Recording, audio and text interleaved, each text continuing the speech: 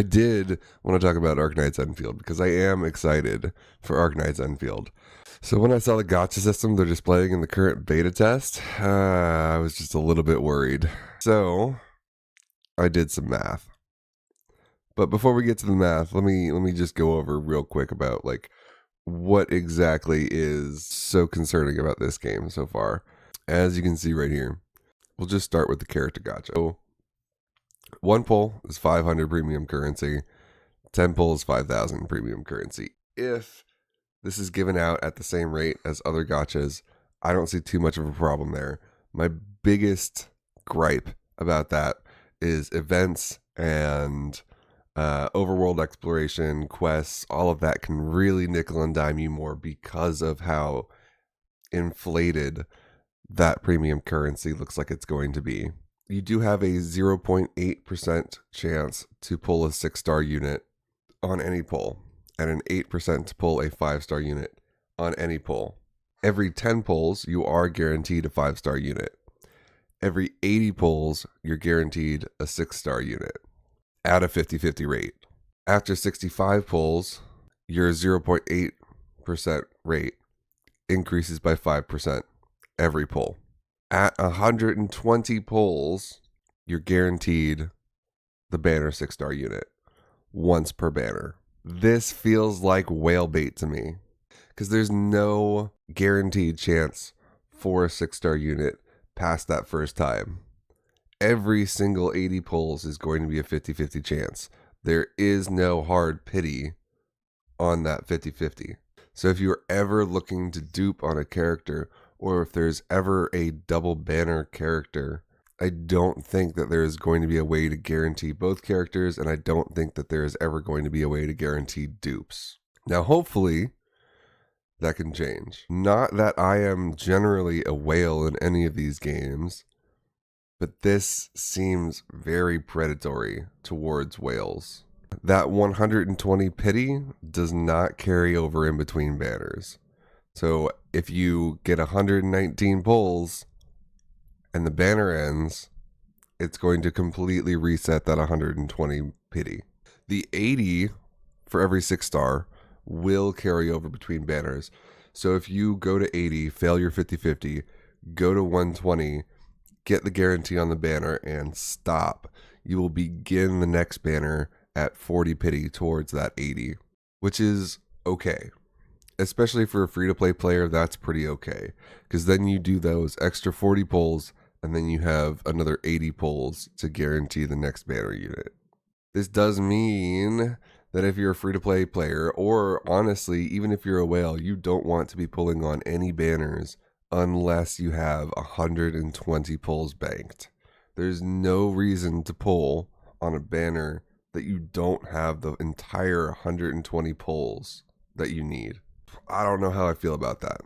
I'm worried that this game is going to turn off whales. And if that's the case, I don't know how long this game can last on free-to-play players and light spenders. I don't know how well this game is going to do monetarily. This is where I actually have a problem. The weapon system is rough. So every time that you pull on the event banner or standard banner, you do get a rebate of tickets. You can use those tickets to either purchase a weapon from the shop or roll on the weapon gacha. So you get a rebate for every 6-star of 1,500 tickets. For every 5-star, you get 500. For every 4-star, you get 50. So there is a rotating weapon shop where you can buy a 6-star weapon for 2,580 tickets and a 5-star weapon for 780 tickets, which could be okay depending on how often that shop rotates, how many weapons it rotates between, and if those weapons are actually useful on most of the characters that we're going to be getting. The gacha, though, is 2,980 tickets per 10 pull. There is a 4% chance on every pull to get a 6-star. There's a 15% chance for every pull to get a 5-star. Every 40 pulls, you're guaranteed a 6-star. That 6-star has a 25% chance to be a banner weapon. That is the worst rate from any gacha game that I've seen so far. At 80 pulls, you are 100% guaranteed a weapon on the event banner, which does mean that there could be multiple event weapons on banner.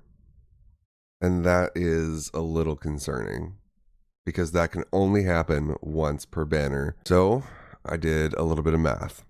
Worst case scenario, every character 10 pull, if you get one 5-star unit, you're looking at about 950 tickets. That's the 500 that you get from the 5-star and the 950s that you get from the 940 stars, which means 40 pulls with no 6 stars is going to cost you about 4 multis. Or no, sorry.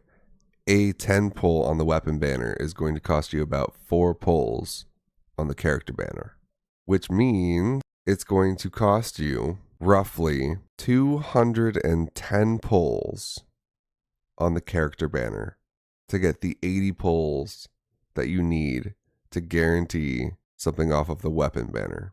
That is assuming that you get one 5-star per character 10 pull. You only get your 6-star off of the 80 and the 120, and then the second 80. That is so much money to guarantee one weapon versus 40 character pulls, assuming that you get one 5-star per multi to buy the 6-star weapon in the shop, which seems much more reasonable. So there's still a couple questions that I have over this game to know how bad this is going to be.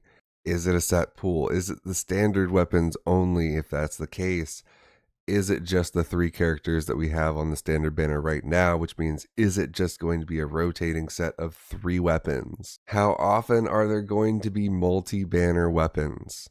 How many of those are going to be on the rate up per banner? So how often will these be multi-banner weapons? How many of those weapons are going to be on a single banner?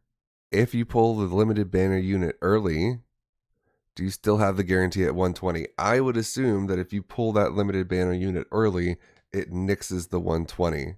And if that's the case, then you just stop there. So if I was going to play free to play, and I think I am going to try and play this free to play and see how bad it is. See if it's possible to play this free to play, or if I'm going to be hamstringed too badly. I only pull once per limited banner, and I have to have 120 pulls banked to pull on a banner. Otherwise, I do not pull. I only pull up to the first limited banner unit acquired. If I win that 50-50, if I get it early, stop. There is no reason to pull past that. Only buy the store weapons, or roughly every 2 to 3 limited banner units, I go for the limited weapon. And only if all of the limited banner weapons are going to be useful acquisitions. So with all the math done, the only thing left to be said is, wow, if you're a gacha whale, stay far away from this system. With no cap on how much you may be forced to spend to max out a character, this just seems so predatory towards that section of the gacha player base. So this is one of those games where I will not be purchasing the Battle Pass equivalent or any of the small packs out of principle and the unwillingness to support such a predatory system. I can only hope that the large public outcry that's going on right now about this gacha system will be enough to reach the ears of Hypergryph, and maybe we can get some changes done. Spend your currency wisely. Stay dry out there, everybody.